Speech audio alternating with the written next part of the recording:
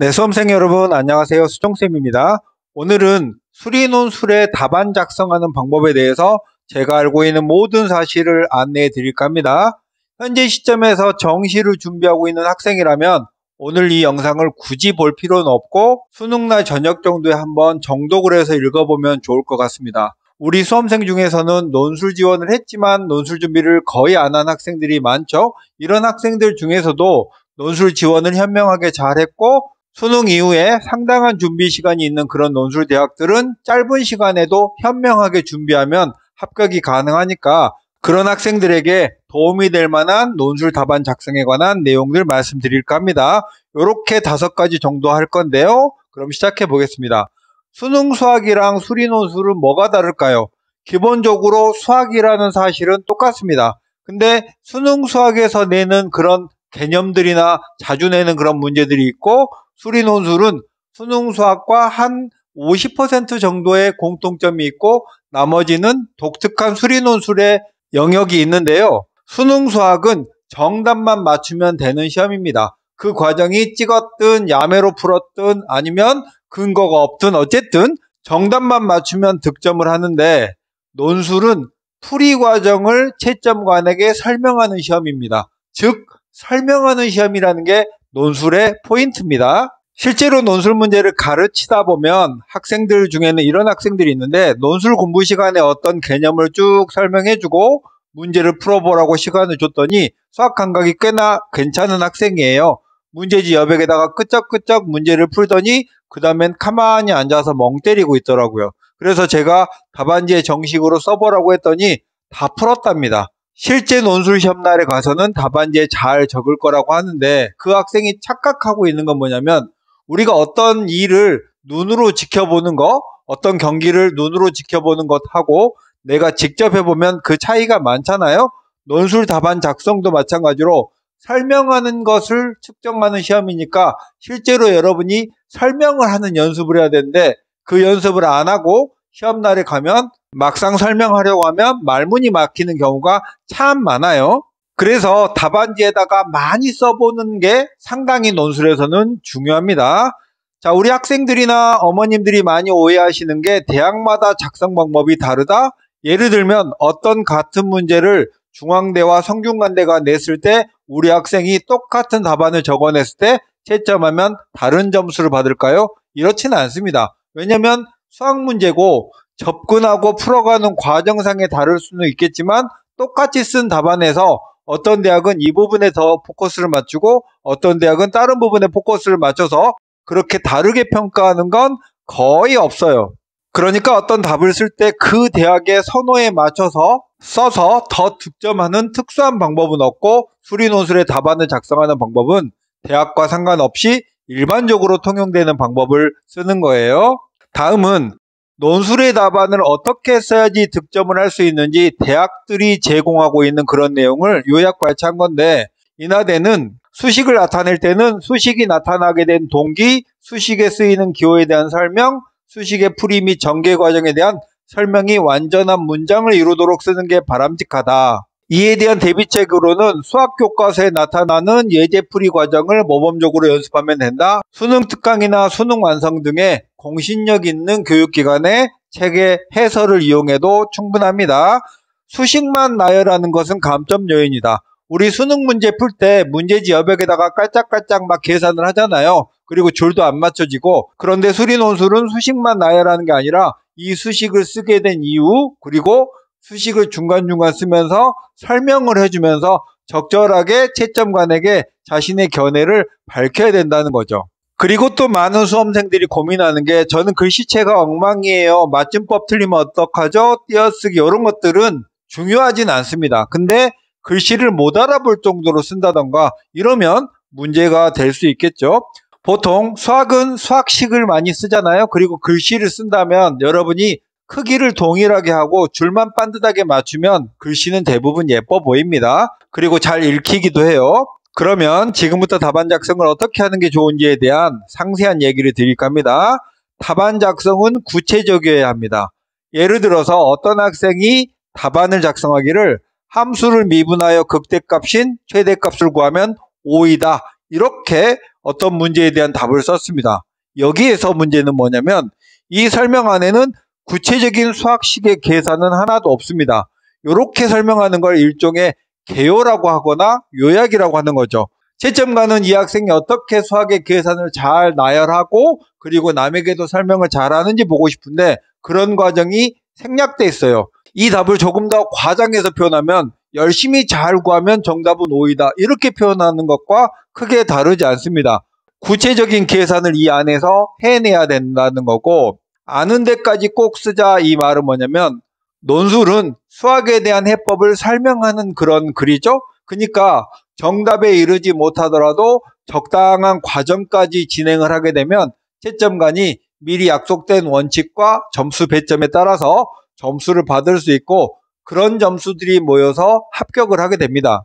그래서 실제로 논술 문제가 어려워지는 상위권 대학으로 갈수록 논술 시험을 보고 나서 논술 시험을 보고 온 학생에게 너 논술 시험 어땠니? 라고 물어봤을 때 잘 썼어요 라고 후련하게 대답하는 학생은 거의 없고 선생님 왠지 안 될 것 같아요 이렇게 말했던 학생들 중에서 합격자가 나옵니다. 그러니까 상위권 대학의 논술 문제가 어렵다면 합격점은 50점 남짓에서 결정이 되고 그런 학생들은 일부의 문제들은 깔끔하게 풀었고 또 나머지 다수의 문제들은 의미 있게 진행을 해서 부분 점수들을 많이 획득해서 합격을 했을 거예요. 그래서 여러분이 수능적 마인드로 그냥 정답 못 내면 틀린 거야 이렇게 생각하지 말고 풀 수 있는 데까지 모든 문제를 다 풀어서 조금이라도 부분 점수를 맞는 게 좋다라는 거고, 수리논술은 스토리죠.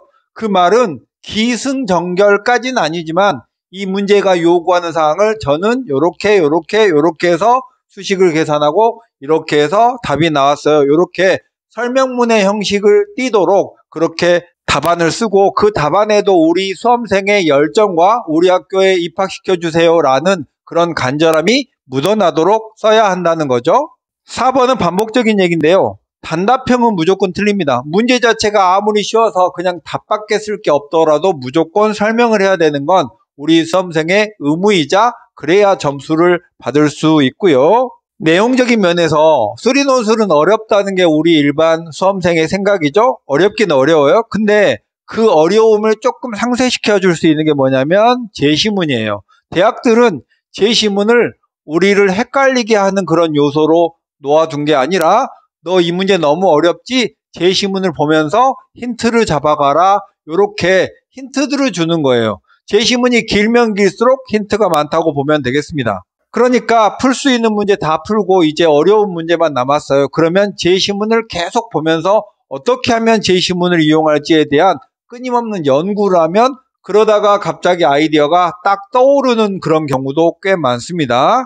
그리고 대문항이 3개쯤 있는 시험 시간이 100분 정도 있는 그런 보통의 대학의 시험에서는 대문항 2번이나 3번이 소문항이 여러 개가 있어요. 그런 대학의 전통적인 논술의 방식은 마지막 소문항 3번이 진짜 문제고 소문항 1번, 2번은 3번을 풀어가기 위한 중간 과정으로 여러분에게 물어보는 거예요. 그런 소문항 1, 2번이 간단한 증명 문제를 물어본다면 그 증명은 다음 소문항 3번에서 쓰이기 때문에 물어본 거고, 설령 소문항 1번에 그 증명을 못했더라도 그 사실을 3번에서 활용하면 되는 거니까 소문항이 2-3개 있는 그런 문제들 중에서 절반 정도는 이렇게 앞소문항과 뒷소문항이 강력하게 연결되어져 있으니까 그런 걸 눈치껏 잘 살펴봐야 논술 문제를 잘 푼다고 말할 수 있고, 형식적인 면에서는 들여쓰기나 여백 활용을 잘 해주는 게 가독성을 높일 수 있고,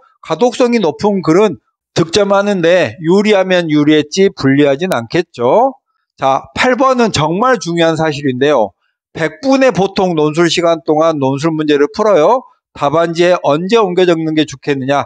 자신만의 습관을 잡으면 되는데 제가 생각하기에 가장 좋은 방법은 일단 문제를 쭉 풉니다. 시간을 보면서 문제를 풀고 한 70분 정도 동안 문제를 쭉 푼 다음에 그 다음에 이제 답안지에 옮겨 적을 문제들을 정해서 그 답안지에 옮겨 적는데 바로 옮겨 적지 말고요. 옮겨 적기 전에 간단한 계산들을 해서 틀리지 않았는지 이제 옮겨 적으면 다시 고칠 그런 시간적 여유는 없으니까 한 번 더 그렇게 확인한 다음에 어떻게 이 지면 안에 채울지에 그런 공간적인 계획을 세운 다음에 답안지에 옮겨 적습니다. 그리고 나면 이제 남은 문제들을 푸는 대로 답안지에 옮겨 적는 순서대로 하면 되겠고, 보통 대학들은 답안지를 아예 교체가 안 되는 대학도 있고, 논술 시험 종료 30분 전까지는 교체할 수 있게 해주는 대학도 있고, 수정 방법도 대학마다 다 달라요.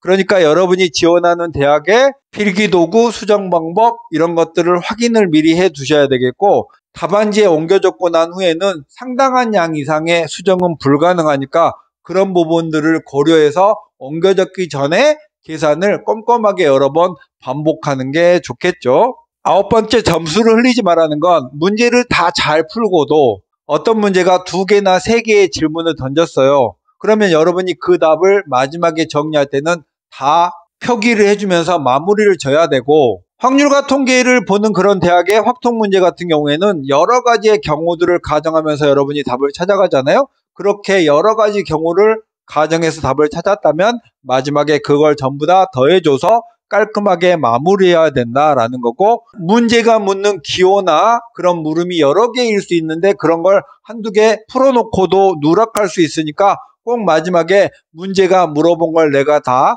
잘 썼는지 확인 과정이 필요하다는 거죠. 내용이 길어서 다소 지루하시겠지만 논술 답안 작성에 꼭 필요한 내용들이니까 정신 바짝 차리고 조금만 더 힘내시기 바랍니다. 답안 작성에 필요한 디테일은 뭐냐면, 필기도구 수정 방법이 대학마다 조금씩 다릅니다. 대체로 검은색 필기구를 사용하고, 수정 방법은 지우개만 사용할 수 있다던가 수정 테이프만 사용할 수 있다던가 이런 방법들이 조금씩 다르니까 여러분이 지원한 대학에 맞게 애초부터 연습을 하시는 게 좋겠고, 대부분의 대학은 제가 여기에 작년 내용 기준으로 정리를 해놨고요. 여러분이 논술 시험 보기 전에 3, 4일 정도 전에 각 대학별로 논술 유의사항이나 고사장 같은 걸 발표할 때 이런 디테일한 내용에 대해서는 적혀져 있으니까 그걸 참고하시면 되겠고, 이 내용은 일부는 올해 내용이고 일부는 작년 내용이니까 참고만 하시기 바랍니다. 2번째, 설명을 할 때는 도형이나 좌표나 표를 잘 활용하는 게 좋습니다. 그냥 글자만 장황하게 써놓으면 읽기가 너무 싫잖아요. 그러니까 그래프나 아니면 확률과 통계의 여러 가지 경우들을 따질 때는 한 10가지 경우를 따지는 게 너무 힘드니까 가로 세로 줄 그어서 표를 만들어서 이 상황들을 간명하게 보일 수 있게 하는 게 훨씬 더 채점 간의 이해를 돕고 득점에도 좋습니다. 그 다음에 제시문의 문장이나 수식을 답안지에 그대로 한 줄 이상 옮겨 적지 마세요. 제시문은 여러분의 문제를 풀기 위해서 채점관이 제공한 내용이니까 문제를 푸는 어느 곳이든지 제시문 나에 의하여 이렇게 풀었습니다 라고 말하면 충분합니다. 4번은 제시문의 용어나 기호도 일관성 있게 쓰라고 한 말은 뭐냐면, 제시문이나 문제에서 fx라는 그런 함수의 이름을 쓰고 있습니다. 그러면 그 fx는 특정한 수식으로 정리된 거죠. 그러니까 여러분이 그 문제를 풀 때는 제시문의 기호나 용어들을 그대로 일관성 있게 사용해야지, 여러분이 제시문에 말한 fx 대신 또 다른 fx를 정해버리거나 아니면 약속과 다른 기호로 사용해버리면 안 된다는 거죠. 그 다음, 교과과정 외에 공식을 사용하면 안 됩니다. 수능시험 볼 때는 여러분을 가르쳐 주시는 선생님이 각종 꿀팁들이나 교과과정 외에 여러 가지 단축된 공식들도 가르쳐 주시잖아요. 그런 건 요약된 거고, 우리는 공식적이고 정석적인 설명을 해야 되니까 그런 거, 비공식적인 거 쓰면 안 된다는 거예요. 로피타리 정리 같은 거 쓰면 안 된다는 거 대표적으로 말씀드립니다. 샌드위치 정리는 사실 우리 많이 쓰는 이론이잖아요. 그런데 샌드위치 정리라는 건 아래 수식을 이해하기 위해서 쓸 수는 있는 말이지, 이 샌드위치 정리가 계산을 대신해서, 예를 들면 샌드위치 정리에 의해서 옵니다 이렇게 답을 말하면 틀리다는 거예요. 6번도 중요한데요. 기호의 축약, 생략, 누락은 수능 문제 풀 때 우리가 많이 하는 행동이죠. 예를 들면 사인 제곱 x 더하기 코사인 제곱 x는 1인데 어떤 학생이 이렇게 쓴다고 생각해봐요. 그러면 요 기호는 틀리다. 그리고 적분 쓸 때 여기 dx 빠뜨리면 이런 것도 기호의 누락이나 이런 것들은 다 감점사항이다 라는 거죠. 다만 간단한 사칙연산이나 이항하고 나누고 더하는 그런 사소한 풀이 과정을 다 쓰기에는 지면이 좁잖아요. 이런 것들은 군데군데 빠뜨려도 좋은데 가급적 많이 써주는 게 훨씬 더 유리합니다. 그 다음에 7번은 자연계열의 문제들은 그래프에 관한 문제가 특히 많습니다. 2차 함수 같은 경우에는 꼭지점 구할 때 미분 안 해도 돼요. 근데 3차 함수나 다항함수나 초월함수들이 결합된 그런 문제들의 극점이나 그래프 개형을 그릴 때는 반드시 증간표를 꼭 작성하거나 증간표 대신해서 도함수의 좌우에서 부호가 바뀌는 이런 설명 또는 이계도함수의 부호로 설명하거나 반드시 극대나 극소나에 대한 설명을 해줘야만 된다라는 거고, 요즘 대학들은 그래프를 그리시오 문제도 은근하게 많아요. 이때 극점, 변곡점, x절편, y절편을 수식을 이용해서 구하는 과정을 설명하고 난 후에 그래프를 그것에 따라서 그려줘야지 아무 말 없이 갑자기 그래프만 띡 하고 놓여져 있으면 점수를 1점도 못 얻습니다. 그 다음 9번은 단순한 계산의 방법은 뭐냐면, 예를 들면 미분 불가능한 점은 몇 개인가 이런 문제가 있는데 실제로 미분 불가능한 점이 한 100개쯤 있어요. 그러면 그 미분 불가능한 점을 제시문의 설명에 따라 변화율의 정의로 100개를 풀 수는 없는 거잖아요. 이럴 때는 한두 개 정도의 대표적인 사례는 잘 변화율의 정의에 의해서 풀고 나머지는 같은 방법으로 이렇게 약간의 생략을 할 수 있는 거죠. 이런 경우라면 100개의 답을 내는 거는 지면에 불가능하잖아요. 그러니까 할 수 없이 이렇게 하는 것이고, 한 정답이 5개쯤 돼서 변화율의 정의를 사용해야 된다면 다 쓰는 편이 쓰고 나왔을 때 마음이 편합니다.